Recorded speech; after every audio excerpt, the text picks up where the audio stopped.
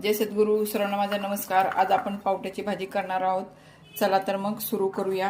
पहिल्यांदा मी इथे एक कढई ठेवली, त्यात थोडंसं तेल टाकलेलं आहे। आता आपण हा पावटा आहे ना, हा आपण भाजून घेऊया।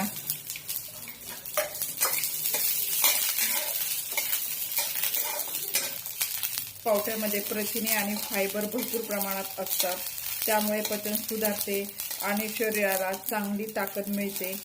आयर्न आणि जीवनसत्वे असल्यामुळे रक्तवाढीसही मदत करते। तुम्ही या पद्धतीने पावट्याची भाजी नक्की करून बघा, तुम्हालाही नक्की आवडेल। आपला पावटा हा छान भाजून झालेला आहे, परतून छान झालेला आहे। त्याला आता आपण काढून घेऊया। इथे मी बारीक आकाराचे 2 कांदे चिरून घेतलेले आहे, खोबरं घेतलेलं आहे, थोडा लसूण आहे, आलं आहे आणि कोथिंबीर आहे। आता मी आलं, लसूण, खोबरं आणि कोथिंबीर हे मिक्सरमधनं बारीक करून घेते।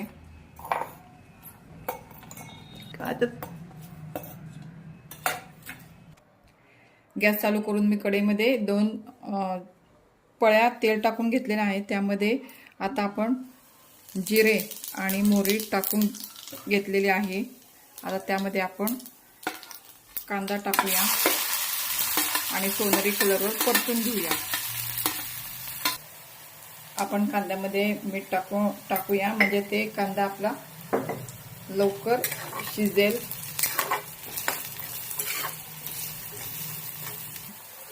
आपला कांदा हा सोनेरी कलरवर भाजत आलेला आहे। त्यामध्ये आपण बारीक केलेलं आलं, लसूण, कोथिंबीर आणि खोबरं ते टाकून घेऊया आणि छान परतून घेऊया। कांद्याबरोबर आपलं लसूण, खोबरं, आलं हे छान परतून झालेलं आहे। त्यावर आता आपण मसाले टाकूया।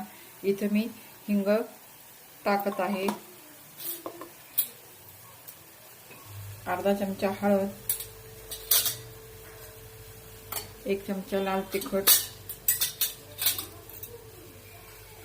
1-1.5 चमचा कांदा लसूण मसाला आणि 1 चमचा गरम मसाला टाकून हे सगळं परतून घेत आहे। मसाला आपला हा छान फ्राय झालेला आहे। आता आपण परतून घेतलेले पावटे आहेत ना, त्यामध्ये टाकून घेऊया आणि परतून घेऊया। मसाल्यामध्ये पावटा हा छान परतून झालेला आहे। त्यामध्ये आता आपण गरम पाणी टाकून घेऊया। गरम पाणी टाकल्यामुळं भाजीची चव छान लागते, तसेच भाजी लवकर शिजते, म्हणून गरम पाणी आपण टाकून घेतलेलं आहे पावट्यामध्ये। आता याला एक उकळी येऊपर्यंत ठेवूया। नंतर मग उकळी आल्यानंतर आपण त्याच्यावर झाकण ठेवून 10 मिनिटं शिजून घेऊया। आपली पावट्याची भाजी शिजली का नाही ते आपण पाहूया।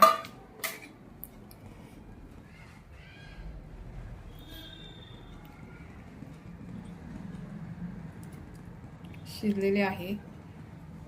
त्यामध्ये आता आपण पावटा हा चवीला तुरट असतो, म्हणून मी त्यामध्ये थोडंसं गूळ टाकणार आहे। आणि मगाशी मीठ मी फक्त कांद्याबरोबर थोडंसं टाकलं होतं, म्हणून मी अजून थोडं त्यामध्ये मीठ टाकलेलं आहे। आणि आता 2-3 मिनिटं परत एक उकळी आणून आपली भाजी तयार होईल। आपली भाजी ही छान झालेली आहे बघा।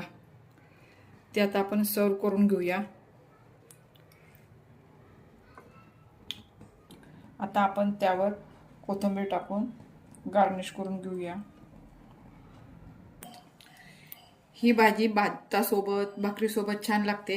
इथे मी बाजरीची भाकरी घेतलेली आहे, कांदा आहे आणि शेंगदाण्याची चटणी आहे। सर्वांनी या जेवायला। तुम्हाला जर पावट्याच्या भाजीचा व्हिडिओ आवडला असेल तर नक्की लाईक, सबस्क्राईब आणि शेअर करायला विसरू नका। धन्यवाद।